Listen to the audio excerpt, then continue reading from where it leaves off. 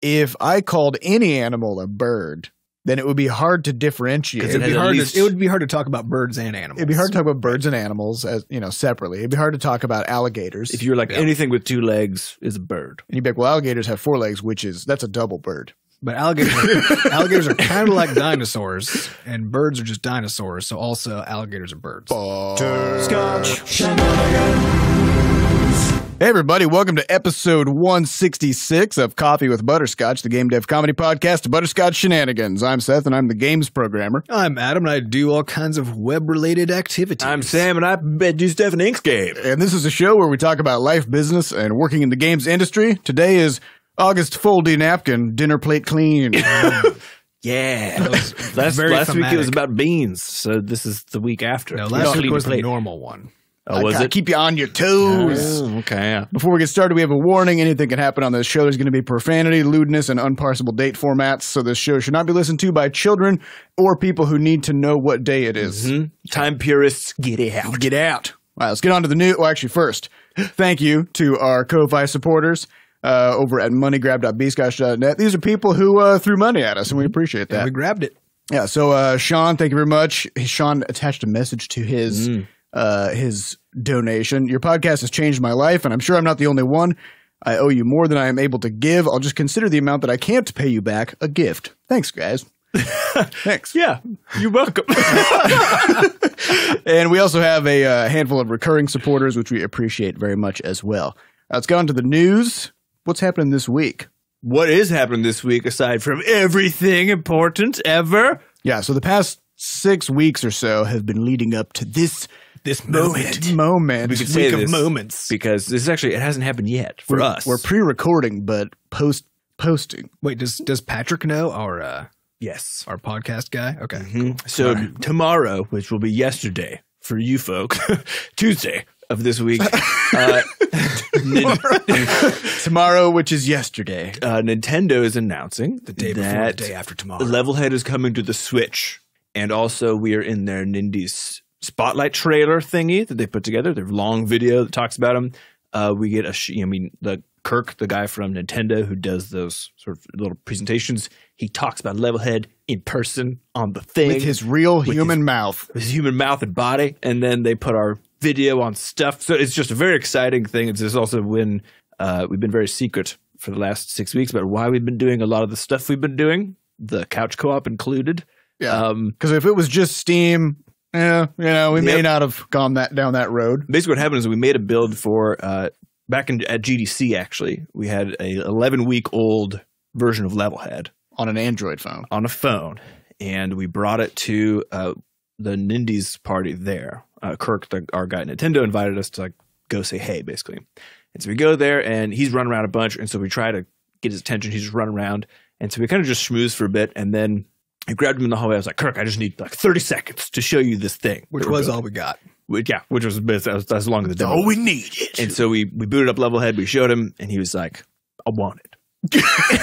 It was literally the words. But then he was like, but shut up about it. Yeah. So we couldn't say anything so at all. Since then, we are. Yeah, we've been talking about this stuff, and it's been a really interesting process leading up to this week because not only do we have the announcement coming tomorrow, also known as yesterday, Tuesday morning, through their live stream and then through their YouTube channel, but we also are going to a press event at Nintendo HQ right before PAX, which is so exciting. Never got to do anything like that before. Nope. So it's just going to be us and then all the other Nindies who are in the video, who we don't even know who they are because it's all this stuff secret. So very excited to meet our fellow humans. And we also get to see Nintendo HQ. Yeah. Which Seth and I drove by it 2 years ago because we went to Steam Dev Days, which is a big thing that Valve puts on, right? Mm-hmm.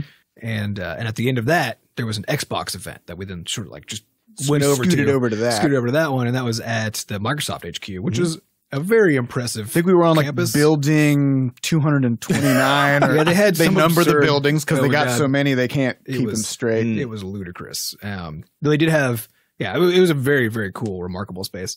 But driving in there, because basically Nintendo HQ is just nestled up there right against Microsoft campus. Yeah, so and they've got people on the roof with binoculars just kind of watching. Yeah, on both sides, just looking at each other. Weird. Yeah. They have parapets and and it was also weird that all the windows were little slits. Yep. You know? Every so often you just see a volley. I don't know just what it a was. volley of fireballs mostly. Yeah. Fireballs and arrows and turtle shells. Yeah. It was... There's a small war going on in that region. We're going to go over there and check it out. But yes, we are so have excited. escorts, so it should be fine. Yeah. Yeah. But we're so excited. It's honestly been this last 6 weeks has been very intense because when you do these marketing pushes and stuff, you not only have to, of course, make the game good because you have to go demo it for press, and also to hopefully impress Nintendo with our capabilities, but also you have to get all this marketing language figured out, which we hadn't really done because we weren't worried about it yet. So we had to suddenly kind of do that and think about how do we talk about Levelhead? How do we want to present it, that sort of thing. So here's the thing I love about this whole marketing language problem is it's always about like the pitch. You got to pitch the game to platforms and publishers and distributors and stuff. And that's where your marketing language comes. You have your elevator pitch, right?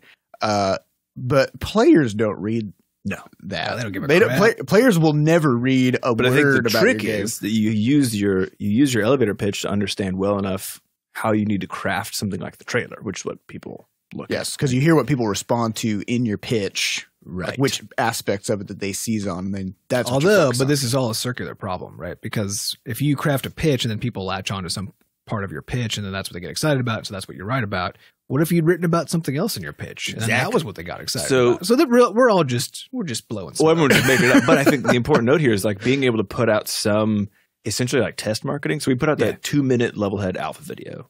Yeah. I don't even know, a long time ago.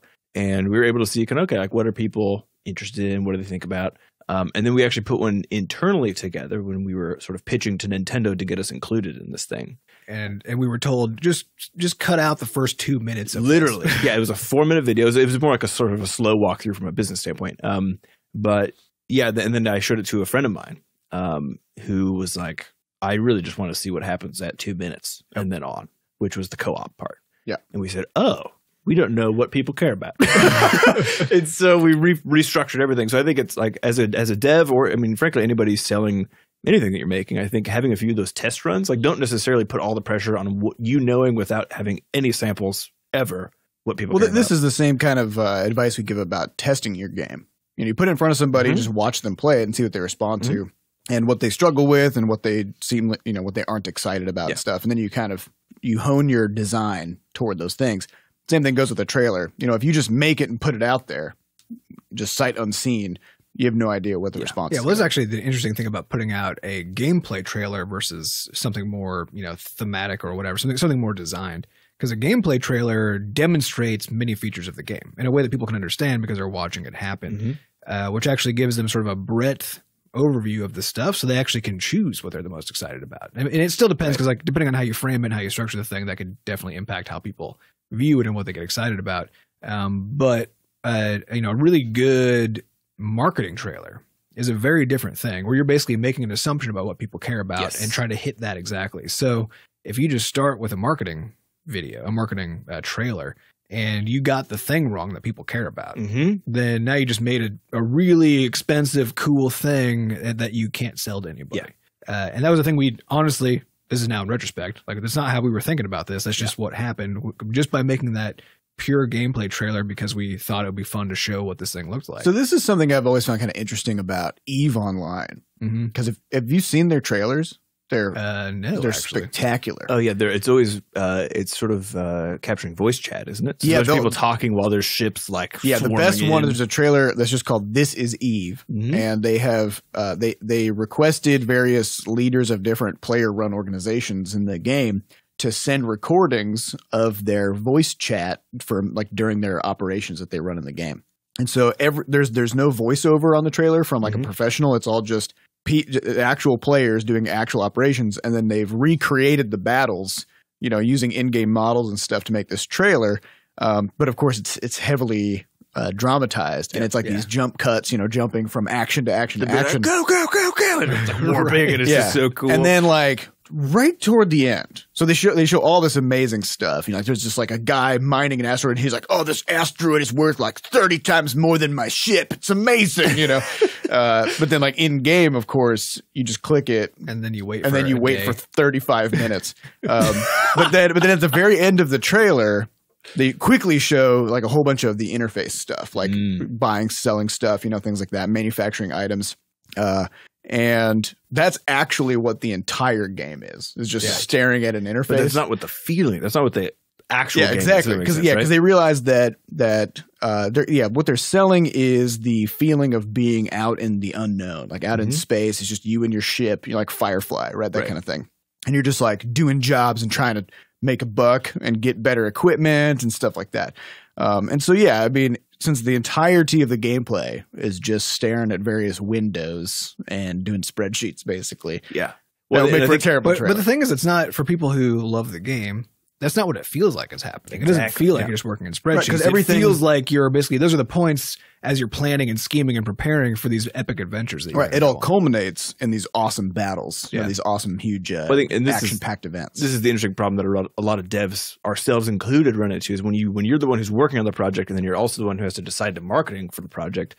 You will usually I'm sure those devs, if they were to pitch it, they'd be like, "Look at these interfaces. Like, look, we have crafted every good, right? Look how easy it is. Like, can we put? I want to see like a full workflow. But also, given that that's what players do, there's a sense that you're being dishonest if you highlight other parts. So, everybody talks about No Man's Sky when it comes to this, right?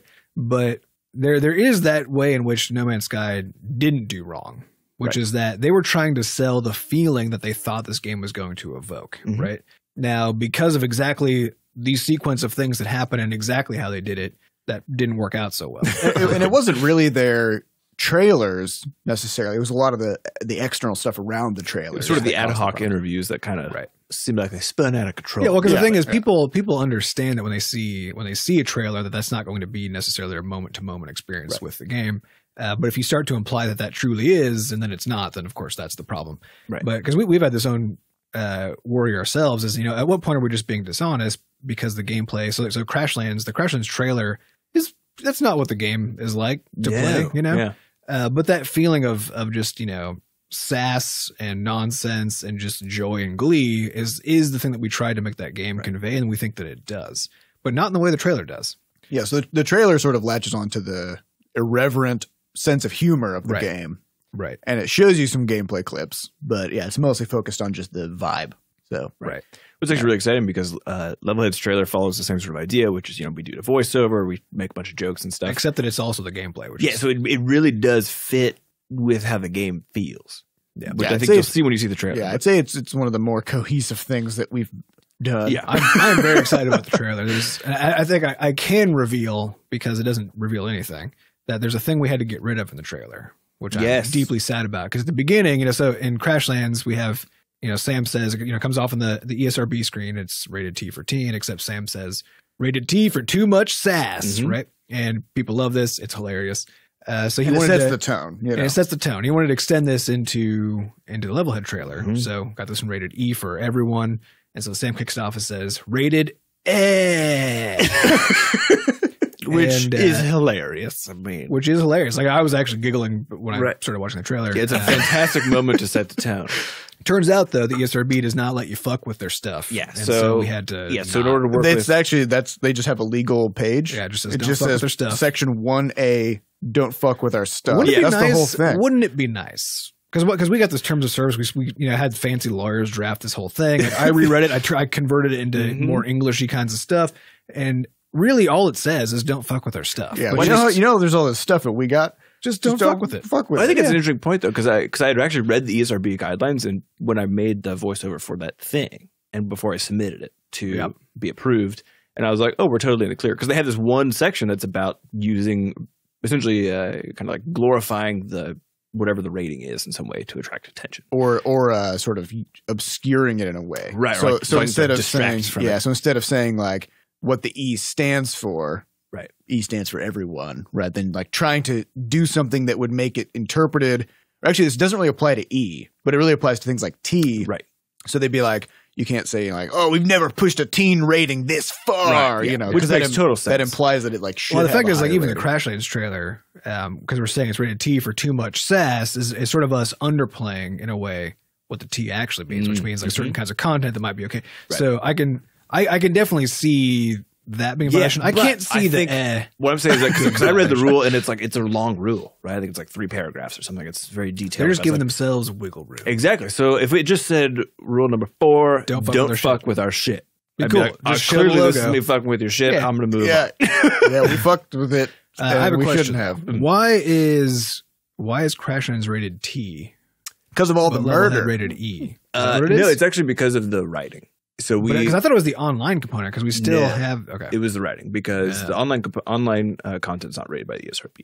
Oh, Remember, so when I thought just the presence of it though. I thought the presence of No. online interaction. Well, also the cartoon violence That- because you're hitting animals. Well, no, with like that's a still weapon. so. Part of it is Flux's humanoid, which does amp up the rating a little bit. Any damage done to a human as opposed to like a creature, which is where we get around that with Levelhead. But actually, the major one was, and I remember you recall this discussion, but because the writing is so sassy in Crashlands, there's a few points where there's sort of crude sexual humor. well, not even sexual humor, but There's some it's in there. veiled. But it's yeah, very it's all veiled. It's sort of the thing where like we tried to hit that Pixar humor where it's like, okay, if you're an adult reading this, you're going to chuckle. If you're a kid, you're going to chuckle, but not know why you're like. It's not about not for the right? same That reason. sounds funny. And so we do hit that a few times. And so I remember when we discussed, because you fill out the survey to get your rating for the game. We were like, let's just do it higher than we think it probably is so we don't get in trouble.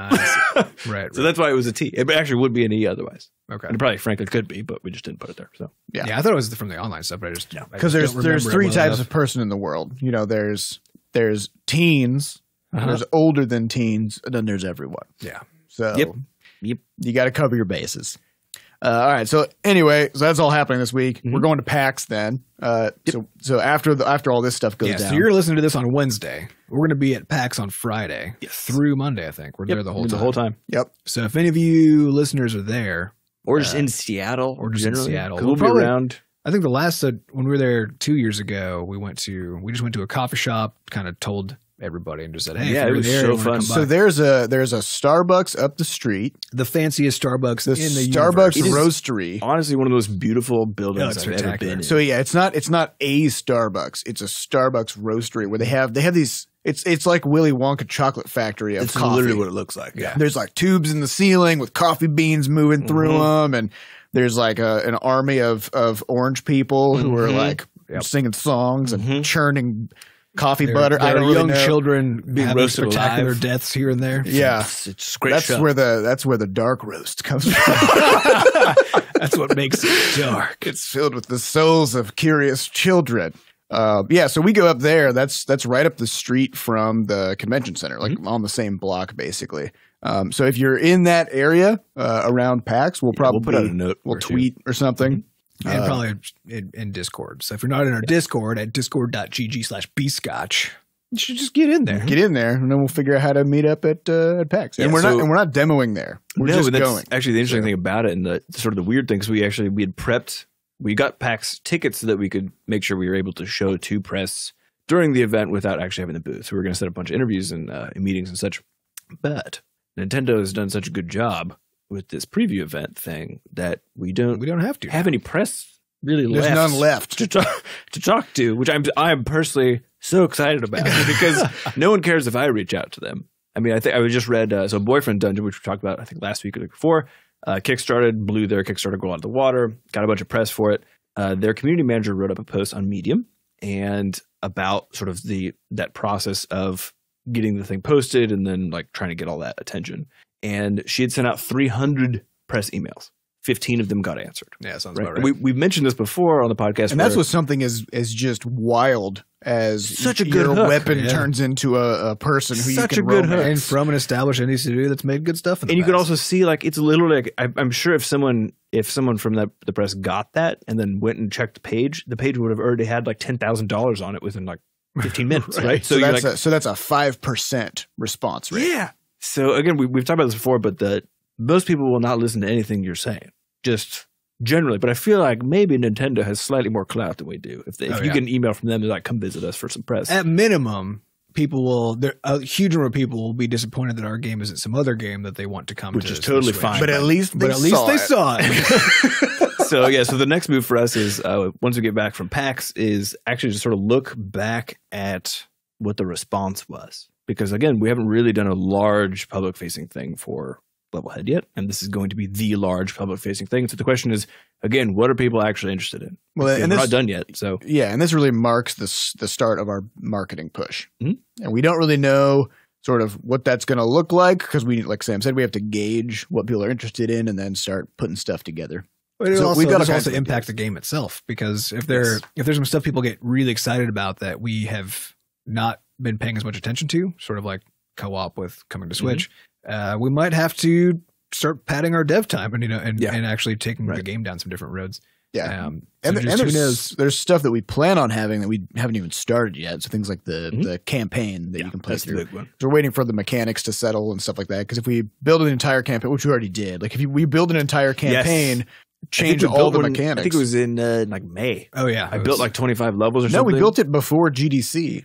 We had it. Yeah, we had it at GDC, and literally every aspect of the gameplay. That was my favorite part, because every week Seth would be like, okay, I'm going to work on this, and I think we need to change it, like, to do this. Also, this is going to completely invalidate all of your levels and destroy them. And I was like, for a while you were trying to keep on remaking them, and then we realized it was just dumb. But I was like, what is this? Yeah. So we'll have that, but it won't be. It won't be on display on the trailer or at the press event or anything. Are we? So Nintendo is going to have a booth at PAX, I assume. Correct. They have a bunch of other indies on the floor. So they're demoing indies on the floor. Are they playing our trailer there or something? I have no idea what's happening. Yeah, we don't know. We don't know anything. I don't believe so. Yeah, we don't know anything past that initial event. Yeah, but I'm really excited because we're also bringing our spouses along to PAX because they haven't. Let's talk about that. Yeah. So I guess what was the point? Yeah, the idea was that so our spouses have been super supportive in helping us take this completely absurd path that we've chosen to take. And we wouldn't be here if it wasn't for them doing that. Yeah. And so on the one hand, like it would be nice to just have them come with us and like hang out and just like get to spend more time together, because that's obviously great. But also they don't. So my wife does play a lot of video games, but your two spouses play not very much. And even with my wife, like my wife hasn't really gone to any PAX like conventions or events. And so basically all of our spouses just kind of have a vague sense of what it means for us to be doing this job and what it means for the people who buy the stuff that we make. Right. And so what I was hoping to get out of this was basically just to really provide a better, deeper understanding for our spouses about just what this life is like that we have. Yeah. And of course, a convention isn't representative of the life that we have. No, that's pretty much how it is. But it's representative of the impact, right? And the fact that because even if you're into games, but especially if you're not into games, it's really hard to understand how important video games are to people. And it's really easy to blow off something like making video games as a career choice or as something that's even just important for anybody to do.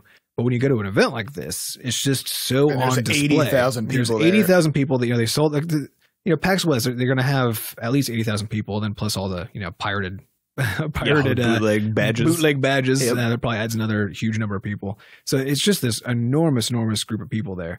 And that was the lucky people. That was the lucky tip of the iceberg who managed to buy tickets within half an hour of them going live. Right. So there are many, many more people who would have gone had they been able to buy those tickets when they went live. Yeah. Because that convention center, it only supports 80,000 only 80,000 people. So I mean, it's just not enough space for everybody. It's 6 floors. Like that's the other thing. Like enormous floor, like 6 warehouses stacked on top of each other. And it's not even close to enough space for all the people who would be willing to spend a fuck ton of money buying the tickets, traveling, finding a place to stay, doing all that kind of stuff. I mean, they presumably could have easily sold 10x as many tickets had they had the space, right? So maybe they should start hosting PAX at Burning Man. Maybe come to the desert, play video games. But yeah, so it's just this very cool demonstration of how important this stuff is to people, and it was something too that until I went to my first GDC, which is a very different thing. But that's still about 25 to 30,000 people. Yeah, and it's all developers though. But that was my first time, because I'd always played games, but didn't really Like they weren't as important to me as I know they are to other people, but it was still a part of my life. But that was the first time when I saw how important that was to the developers there, because the developers themselves are players of games. Right. And so GDC is a cool space because it's a place for people who both are making their living in games, but also for whom games is just an important core part of their lives. And so they are both players and the creators of the stuff. And so that was the first time where I was like, oh shit, like this stuff truly deeply matters to people. And it made me feel a lot more excited about being in the industry, because then it felt like it was important. You know? Yeah. And so to provide that to our spouses also, it'd just be like, hey, look, I know you guys seem to think that what we're doing is important anyway, but if you could just kind of get a visceral feeling of it. I think it's the thing is, I mean, it happens with anything where there's basically a layer of abstraction between you and the person who made the thing. Right. Which is especially true in games, actually. So for something like music, I mean, you can hear the person's voice usually, and the artist is usually a person who's, you know, featured. And then with movies, with actors and stuff, like you do see the person. But with games, it's a little bit different because usually the teams are much larger, and then on top of that, everyone's abstracted. So you don't really understand that there's a person who made the thing until you go and you see them like signing stuff at a booth. I remember we saw the Stardew Valley guy, Eric. Yeah, he's just a guy. And we chat with him. We're like, hey, you want to go get some burritos? And he's like, you guys are the first people to invite me to get food. Like, that's so nice. But like, I was my girlfriend crazy because he's the Stardew Valley guy. Yeah, well, why would nobody invite him to eat burritos? Yeah. Well, and he had a line of fans there the entire time. It took me 20 minutes. I stood there for 20 minutes to ask him if he wanted to go eat burritos. Right, so like. And people who were meeting him were so excited, and every single person that went up was telling some story about how it had impacted them, right? And so, it's one of those weird things where it pulls it again from that layer of abstraction into, okay, this is what this means. Yeah, but you also get to go see all the people trying to make their way, you know, so you kind of get to see people in parallel positions that we're in, those who are lucky enough to somehow get to show at PAX. And so kind of being able to then look at where we are and where these other people are, and all just see the struggle out there, you know? And see that from a slightly outside perspective, where, you know, if you're the spouse of somebody doing this, where you support them but aren't in it, then going to see just kind of to see what the rough and tumble looks like, and that, you know, that this is a very hard thing, and to see how important it is that you have been so supportive, you know, it's a cool thing. It's gonna be fun. Yeah. I'm excited. All right, so we have one final piece of news, which is that Sam got a henna tattoo, and we need to talk about that. Super important. So I went to Festival of Nations in St. Louis yesterday, which I guess is 3 days ago, podcast day, so Sunday. And this is the thing where they make a bunch of portals that go to different countries, right? And then people can just walk in. You just teleport around the world. It's beautiful. So but they can only do it for a few hours because the wizards get just real fucking tired. Real tired. But also until, you know, customs and border control gets there. Yeah, until ICE shows up. Yeah, the timer just starts. All the wizards. Exactly. Anyway, so the way it works is it's in Tower Grove Park in St. Louis, which is a big, beautiful park.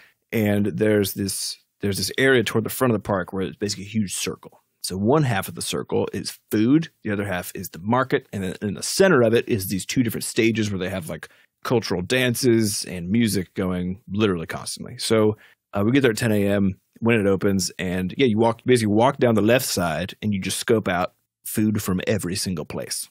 And it's amazing. Real good. Oh, it's so good. And so then you buy, you know, we were with a group of couple people, and so we would buy food and everyone's kind of sharing it, you know. So we eat a bunch of food, then we go check out the market. Super gorgeous, wonderful, wonderful stuff. And then I see this henna shop, and I'm like, I want a tattoo on my body, of course, because I've been inspired by Adam's huge arm tat. It is pretty good. So I was like, I need you guys to put some ink on me. And they had all these pictures up that looked just phenomenal, right? And they're like, you just point at one. You should explain what henna is for people who so henna, people don't know.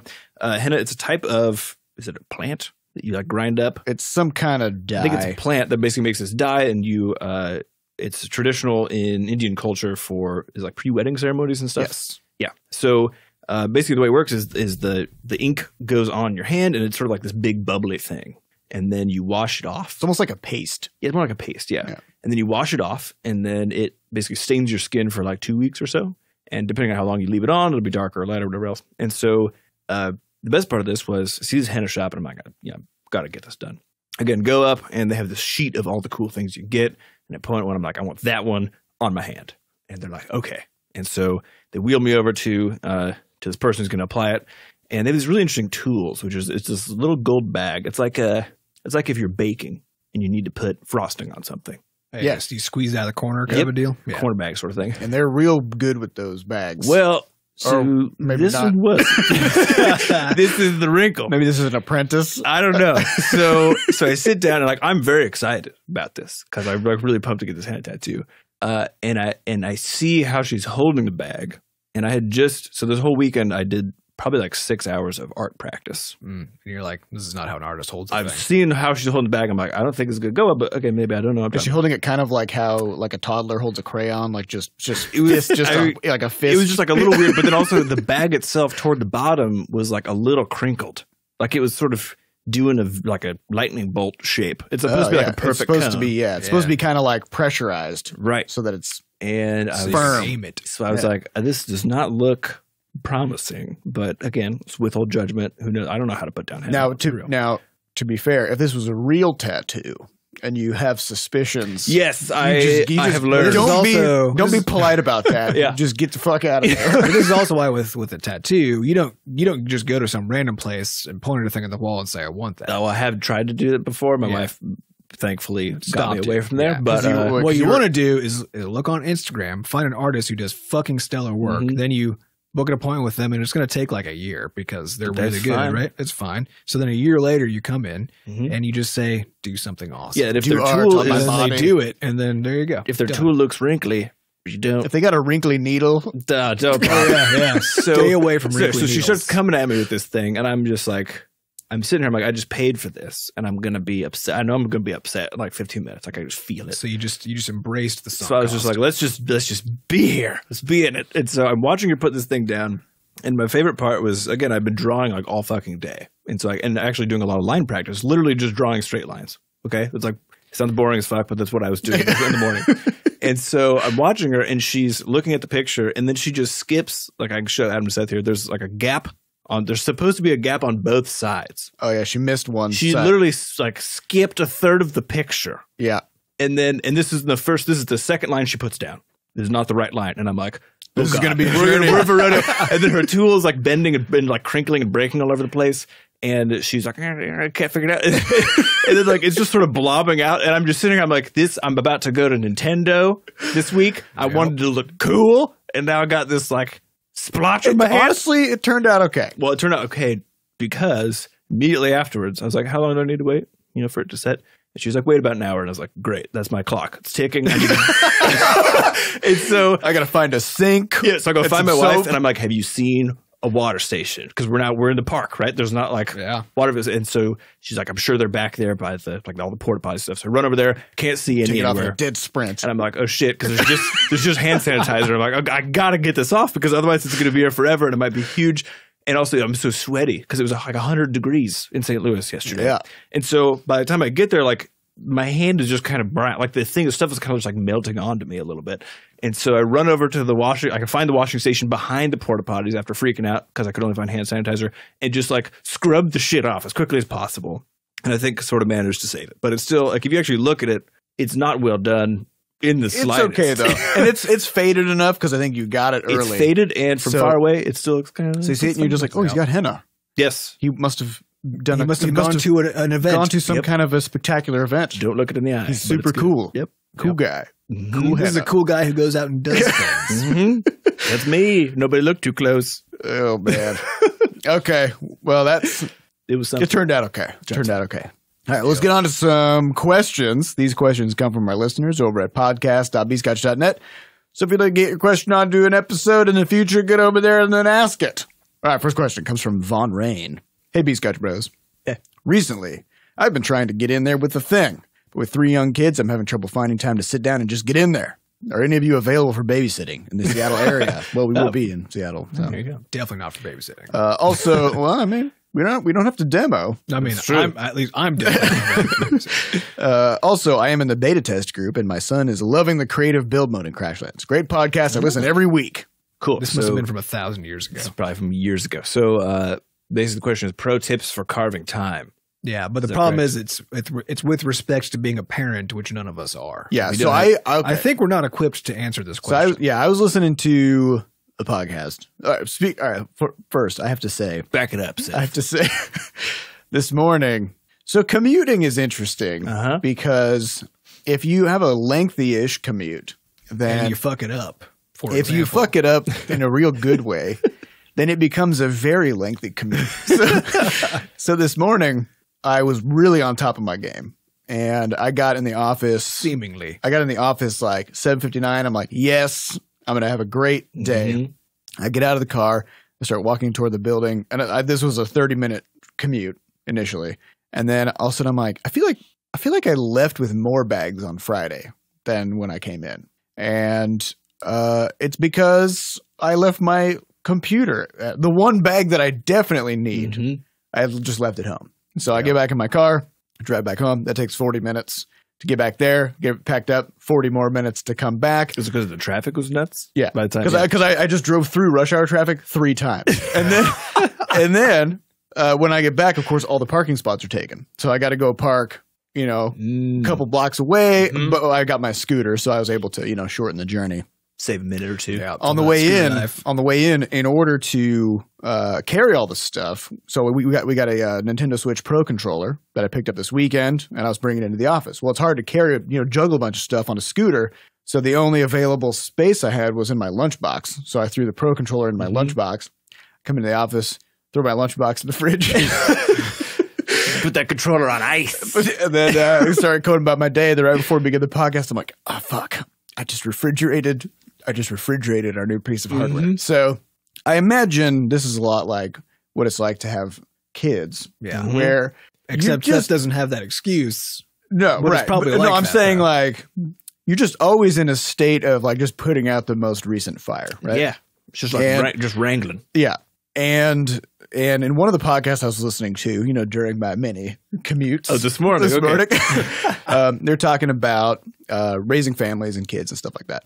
And the general estimate is that in terms of like active parenting time per week that a kid would require is about 33 hours, like minimum, right? So that's just like stuff that you definitely need to be that somebody in the household needs to be dedicating time to keep this kid alive and fed and entertained and everything, right? That seems to me like a low number actually, Probably, yeah. but that's definitely a minimum. And so then the question is like, if you just deleted 33 hours of available time from your week, what do you do then? Yeah, where can you get it? Well, I think What do you do? so when it comes from, like Adam said, from a parenting context, we don't have any experience, so we can't actually speak to what does it mean to try to do this carving, right? To say like, okay, I'm going to set aside some time.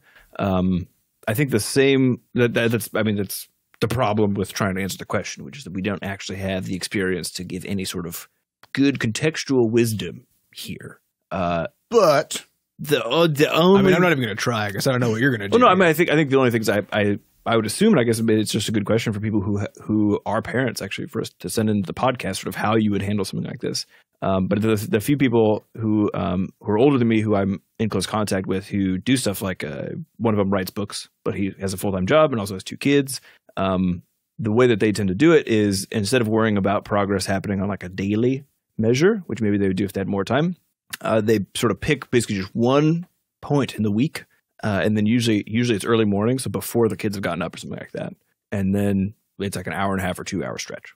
And that's sort of just saying like, okay, so I still want to keep on growing and still want to keep on learning in this particular capacity, but recognizing that, the kids being the top priority at this particular juncture doesn't really allow for that daily level of stuff to happen. So, and the one person I've been talking about has been very successful with that sort of repeated stuff happening. Yeah. If you have a spouse and if you have a spouse, the two of you need to support each other, and you can give each other that time by contributing in a very effective way as a team to raising kids and doing all this stuff. And so I know of a few people who have some system in place where every other weekend they basically alternate, where one of them just gets to have 4 hours where they leave the house and they go to a coffee shop or whatever, and they just work on the projects, and it's just or just do whatever they want, right? But the idea is that they now have that reserved time.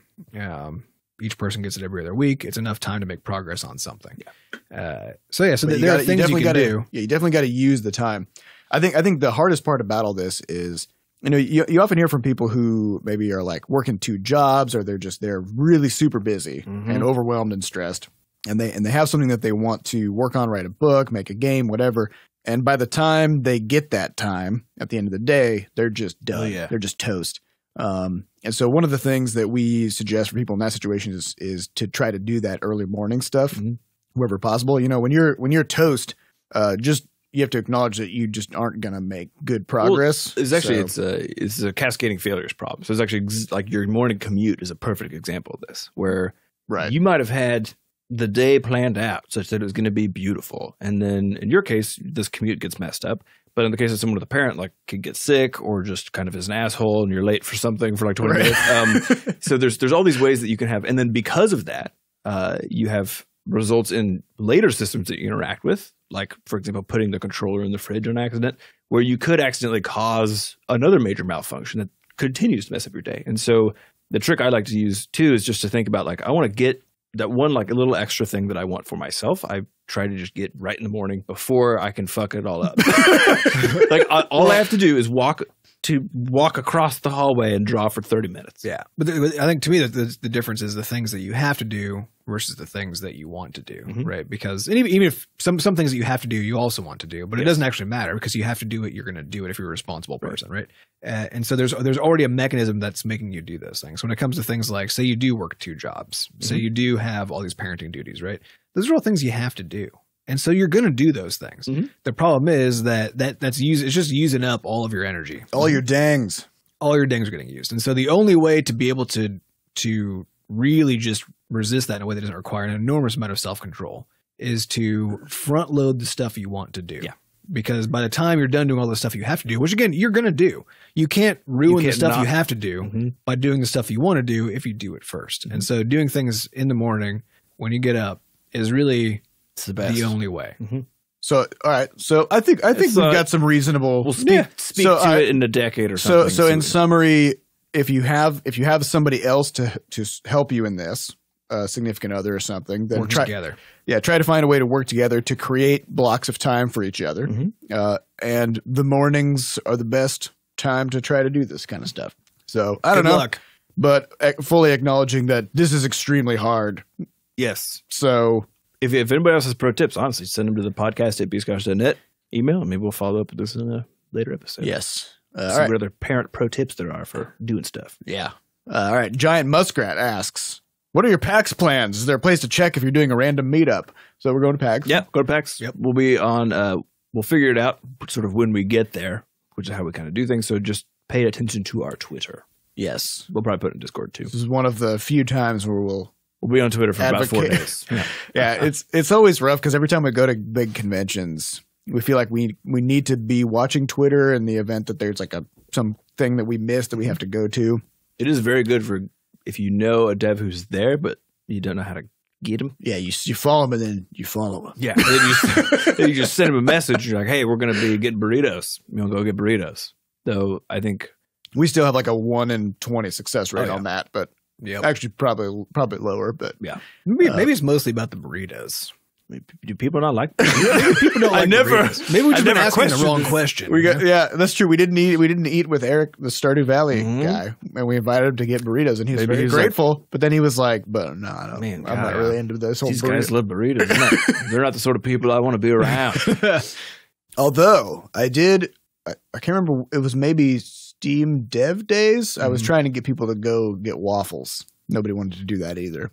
Yeah. So maybe just people don't like us. Maybe that's totally possible. Unfortunately, it's a possibility. All right. Next question comes from Anonymous. What makes a video game to you? Is a walking simulator technically a video game? Or is it an interactive experience and not a video game?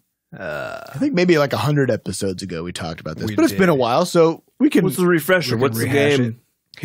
Why does this matter? Let's talk about that. That's what I was going to say. I was like, the more important question here is who gives a shit? Who gives a shit and why? And why? Because a lot of people really do. They do. They get very angry about it, in fact. Yeah. So what's a game? So I think, or why? I guess why figure out what a game is? I think it is important to actually have these distinctions so that we can use words to talk about things. That's absurd. It's crazy. So like, if I called any animal a bird, then it would be hard to differentiate. It would be hard to talk about birds and animals. It'd be hard to talk about birds and animals as separately. It'd be hard to talk about alligators. If you're like anything with 2 legs is a bird. And you'd be like, well, alligators have 4 legs, that's a double bird. But alligators are kind of like dinosaurs, and birds are just dinosaurs. So also alligators are birds. Alligators are birds. They lay eggs. Yep. I think. Yeah. They do. They eat fish. Yep. They've got really long faces. Yeah. So this all tracks. Right. So the point being, as soon as you lump too many unrelated things together. Because let's say you go down by the river and there's an alligator and there's a bird. And there's one of those birds pecking the alligator's tooth. And maybe your friend's not paying attention. They're kind of close. You're like, look out, there's a bird. And you're like, who gives a fuck? It's just a bird. I love birds. And then you're like, this is how people die. This is one of those sneaky river birds with a lot of teeth. Yeah. The tooth birds. Sneaky double bird. The man-eating double bird tooth birds. Mm-hmm. So this matters. I think this matters. Now the problem is that people moralize it. So nobody gets pissed off that you refuse to call an alligator a bird. Yeah, correct. Because who gives a shit? Mm-hmm. Right. Because people are like, this is insensitive to alligators. Birds are majestic. They fly. They're amazing. Mm-hmm. They bring joy to people. You can't not call an alligator a bird because now you have denigrated the integrity of alligators. Right. So this is the stance that people tend to take when somebody says this thing isn't a game. This is something else. Right. They get upset that they think that this is an insult. Right. Well, but it often is used as an insult. It is calling something a walking simulator because the whole point, like, that actually is an insult. It is an insult because so think about Firewatch, which is the one who sort of got this big label put on it as a walking sim. Because if I describe that as a walking simulator, I am missing the. I'm purposely missing. But I feel like this follows from the initial assumption, which is that a video game is sort of described in terms of what you do in the game, right? Like what is the action that the player takes? So we're building a platformer, like a level building platformer. Right. Why do we call it that? Because you platform and build levels. Yeah, right? It's pretty self-descriptive, really. And so, a first-person shooter. Why do we call it that? Because it's in first person and you shoot. Right. And so what do you do in a game like Firewatch? Like, what is the action that you take? Is you walk around. This is correct. Yeah, but really what you're doing is you're participating in a story. You're participating in a story, which is always true in almost all games. But that is the focus. Like the only thing you do is participate. So this is what I'm saying is the problem is that by insisting that something like that is a video game, then you confine it to being described in the same way that other games are described, which is by the action that you primarily take, which is walking around, right? So I think so I guess what makes a video game first? What is that? To me, it's the game part. Yeah, it's not. It has to be a game. But the video part is because what I mean is like when you say a video game, you're just like talking about the media in which it's being placed, right? Yeah. And I think this is where the confusion comes from is that people then think, well, then anything that I interact with using a screen, like, is a book a board game? Right. Like this is a similar analog. You put it on a table and right. So open it up. The media, open it up. Yeah. So this would be like insisting that anything that isn't in the same media must also be the same thing, right? And I think this is particularly weird. This is particularly true and weird about video games and just kind of interactive media on computers in general. Is that for some reason, like everybody's kind of lumped all these things. It's like if it's an entertainment product that isn't passive, then people have lumped that all into the video games category. Right. When in reality, most of these ones that sort of fall outside of this, what seems like a game, it's because the game is missing part. Yeah, exactly. There's which I would argue is the case with Firewatch.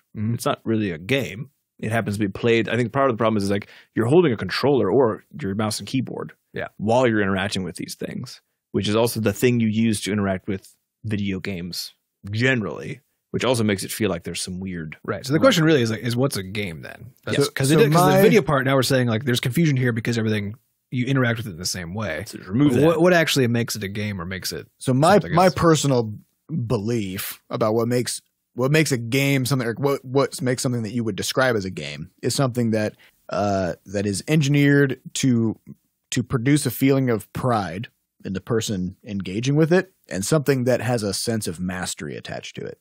Mastery meaning you can lose and get better at it? Yes. Meaning you can learn ways to do it better, which then of course serves back into that, like creating a sense of pride, right? So which means you can also do it worse, right? You can fail. So if you have something with like say one of those I can't remember the name of any of these, but one of those games where you're basically taking place in a choose your own adventure, in a sense, right? Yeah. But where there are decisions to be made, they take you down branching different story paths, and depending on how well you understand the story and what things you choose, you have better or worse outcomes. Right. Then in this context, by your definition, that is a game. It doesn't Right. have mastery. Because you're mastering the history and the understanding of this universe, Well, and you're so, mastering the decision making. This is one of those But problems. like, right? is there a sense of pride being generated? Probably. Oh yeah, I think there definitely Well, would yeah, be. I I mean, think the mastery is the thing that's missing, because in that case you're learning how the story is supposed to unfold, but you're not necessarily doing it better. No, but in terms you of- are though, because if you recognize things and you realize that something that happened a long time ago. Well, here's the difference. Right? So, Okay, so you're what talking about about skill mastery? yeah. So you're talking Right. about an internal mastery versus You're talking about knowledge. yeah, knowledge gain versus Yeah, sure. mastery being the deploying of a skill. Right. So you're now clicking through something let's- is not. Now let's skills. continue this, right? Okay. So now let's say card games. Mhm. Everybody agrees these are games, right?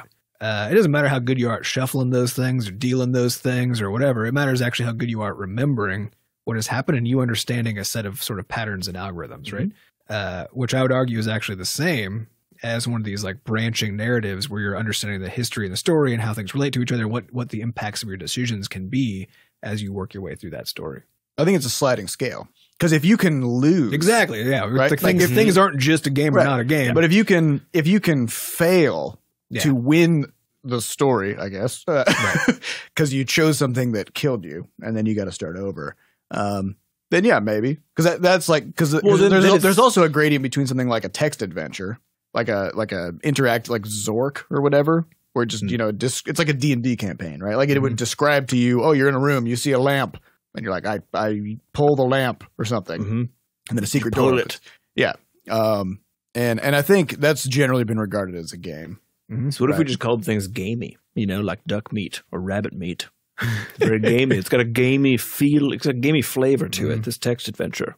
It's a little. But it's gamey. like a point and click adventure. Like I only barely think of as a game, which isn't to say it's not a game or anything like that. It's just when I'm thinking of games and I see a point and click adventure, I don't really think of that as a game, right? But many people would.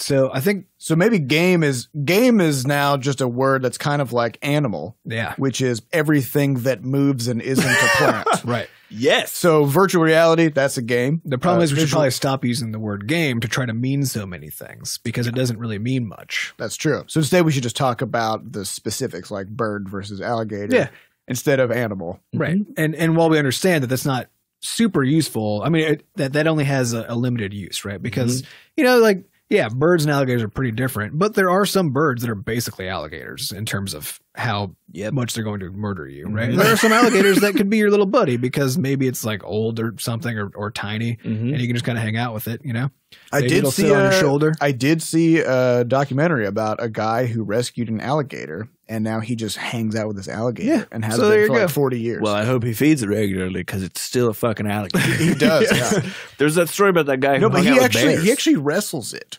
Like it's crazy. I've never seen anything like this. Man swims in the water with the alligator, and he's like wrestling around with it like it's a puppy. It's amazing. He's probably going to die, but I mean, like the grizzly bear guy. Like the grizzly bear guy who did the same thing where he's like, I know how to hang out with grizzlies. And he would just go hang out with grizzlies. And then one ate him one time. Right? You only get one chance. Yeah, one time naturally. Yeah, you only get one chance to mess that up. Yep. So I like it. It's bold. That's a risk reward thing. I am jealous, but I don't want to do Not that. good. Yeah. Yeah. But so then the summary though is that I think this is the wrong question of like how do you decide what is or isn't a game? Like really the question is how do you describe this to people in a way that they will understand that it is useful? Because calling something a video game is actually useless. It doesn't tell anybody anything. Correct. Especially now. It tells Especially you. now. It tells you only actually the medium through which you'll get to. Exactly. And So- but now the medium can be your phone. Well, this is or a interesting computer, because, like, or a console. If you chose or- that as the method as the method for this, then anything you got through your mailbox, for example, you would just call mail. So, like for example, like I got a new piece of mail that I'm wearing today. Like a really nice new mail in my body. I got this in the mail. It's a new piece of mail. I've been using it to feed my dog. Feed my dog with mail. Yeah, it would be like calling every kind of writing that you could possibly get, just referring to it as paper. You know? Yep. So it's like, oh, I read some papers last night, right? It's like, well, Where though? What kind? what kind of papers? Digital did you ones. read? Yeah. Digital papers Yeah. written On what? news websites. Yep. But It's just a story. right. Right. So it's more like the classification of writing then, right? Yeah. Game is more like classification of writing. So Yeah, right. So video game and writing are sort of parallel large level concepts. because it actually tells you all it tells you in the writing sense is that there are words printed. Yeah, and you're going to have to use your eyeballs and read them. Mm-hmm. In a video game context, it's you will interact with this through a digital medium. Yep. That's about it. So not that useful, it turns out. So Just a bunch of gamey So animals. all right. So then So maybe don't so worry where we've about it. landed is everything is a game. So let's just stop worrying about that part. Yeah.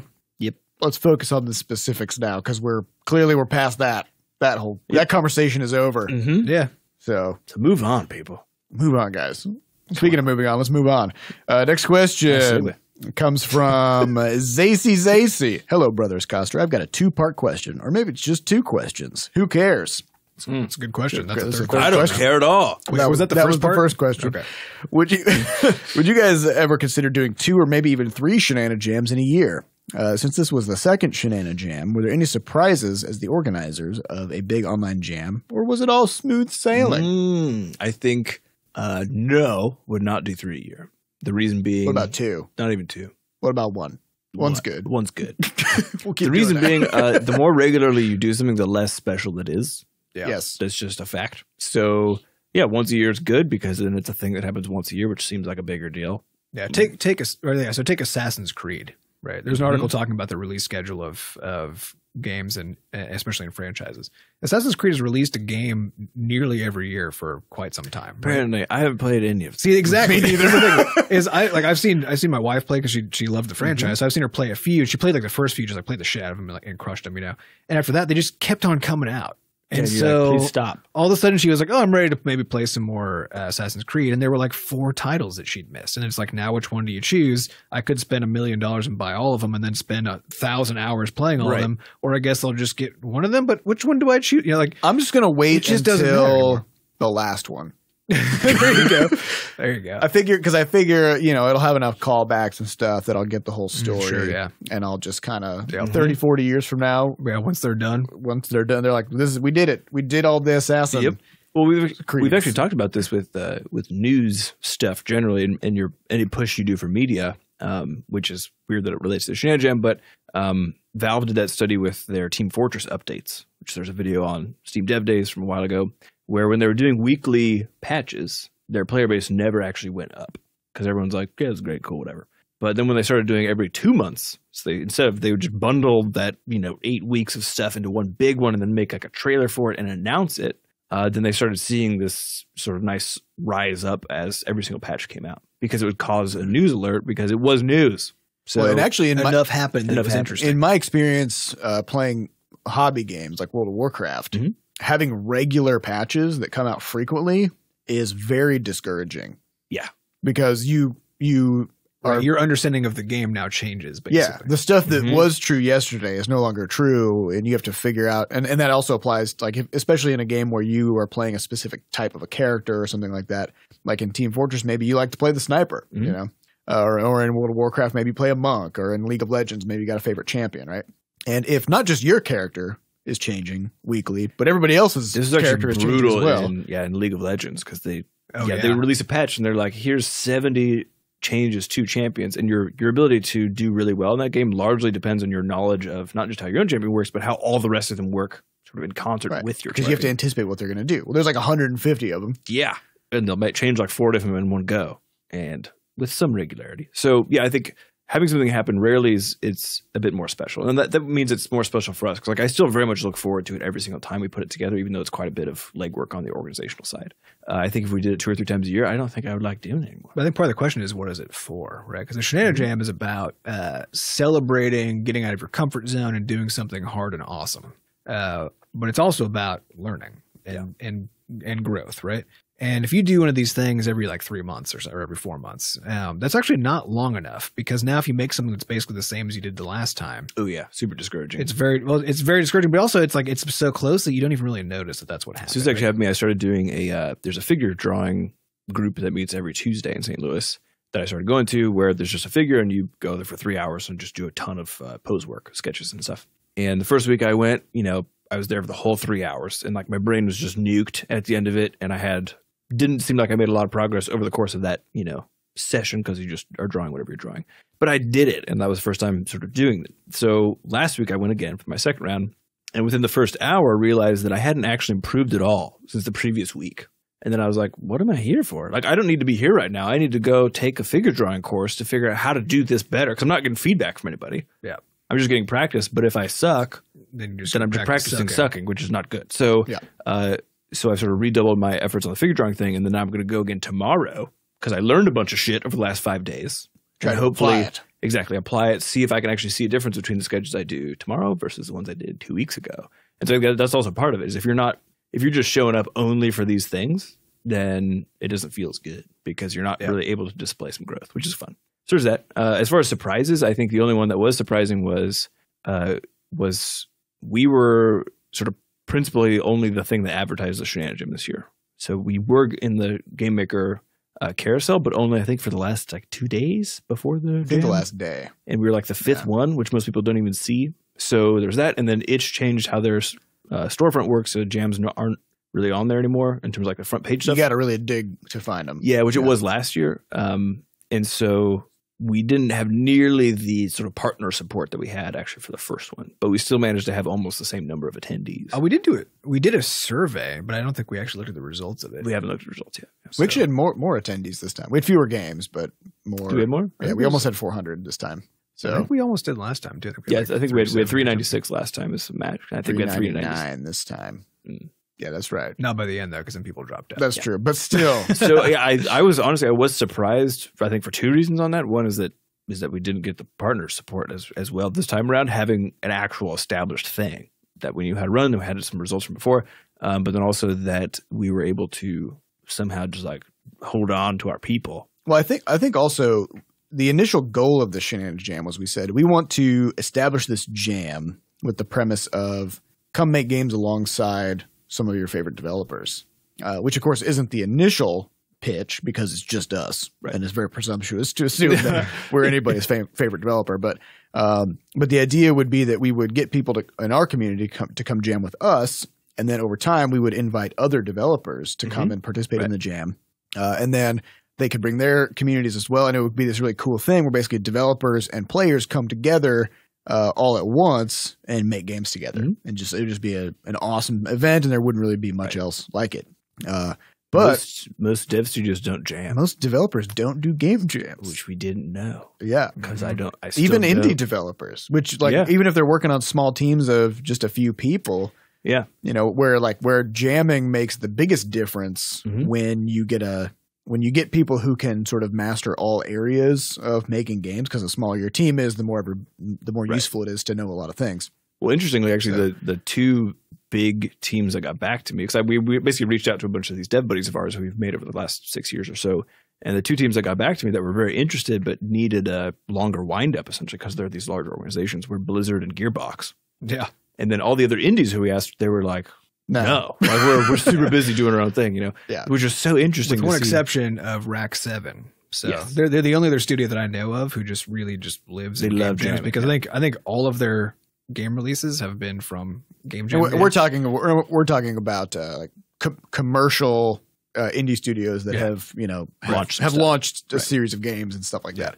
So Rack 7 is the only other one I know, and they had just come off of a game jam when the Shenanijam started, so they were like, "We're tired, we cannot do this." Yeah, which is that's a fair statement. Yes. It was very interesting learning that I think that most studios do not jam, which I just it did make sense for the bigger studios. Yeah, for me, where you've got I'm an animator, that's my whole thing, and you've got 39 of those people off in a department somewhere.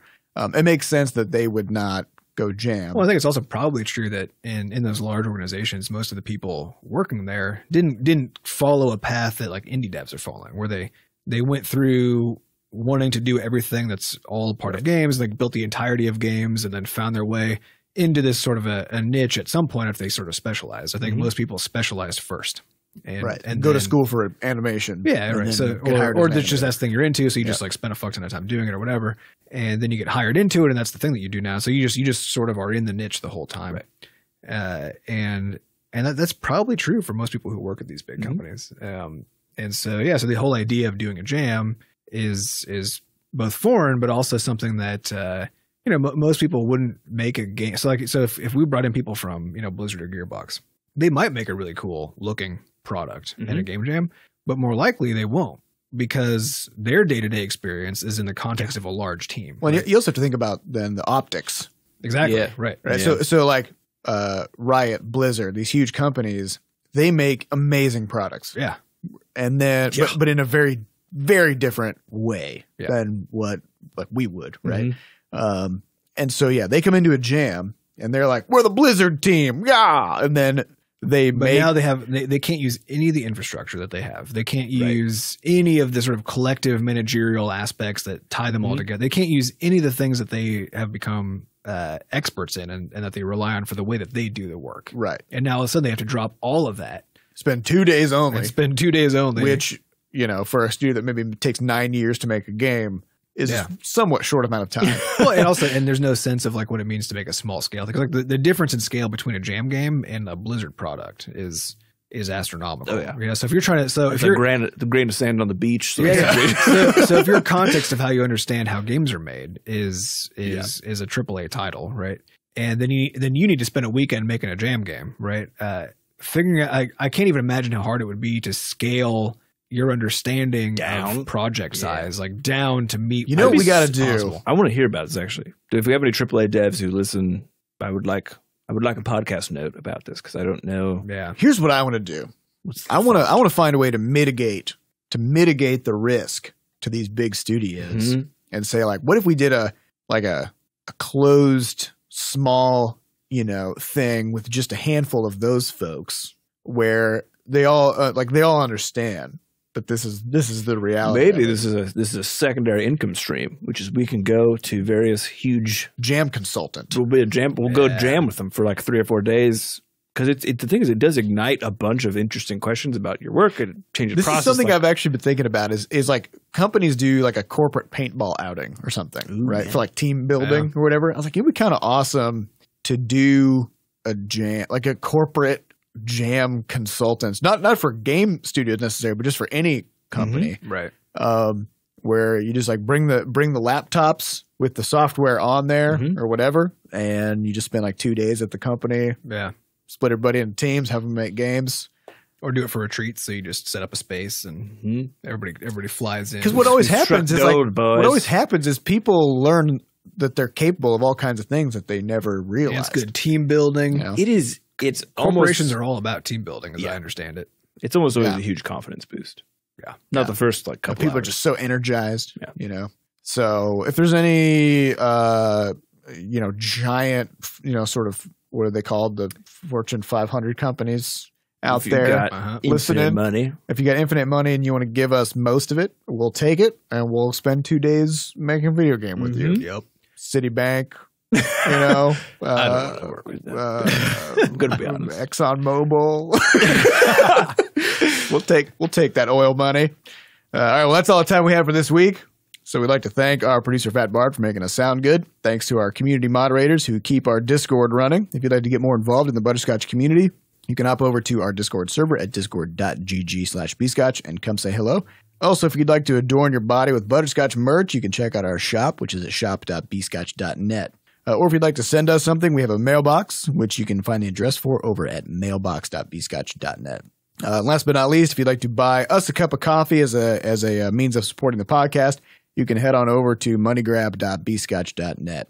Oh, and one last thing. We announced last week we have a new Levelhead subreddit. So that thing's going to be hopefully having some increased activity over the next couple of weeks. So you can find that over at reddit.com/r/levelhead. Thank you all for listening, and we'll see you next week. Goodbye.